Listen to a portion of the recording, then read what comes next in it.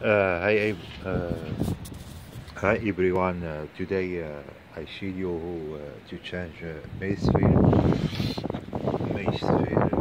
at Ford Ford 150F Maysphere.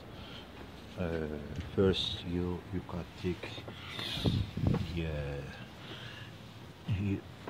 Okay, here the Maysphere. See the head. Here you push him on the side like that here, and then you push him out. Yes.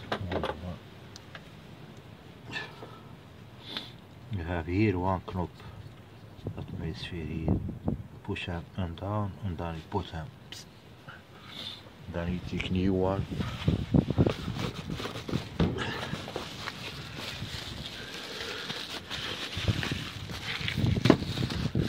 New one.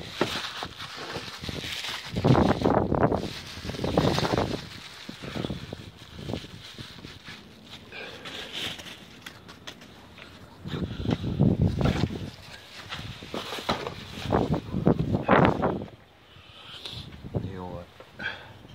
This new one is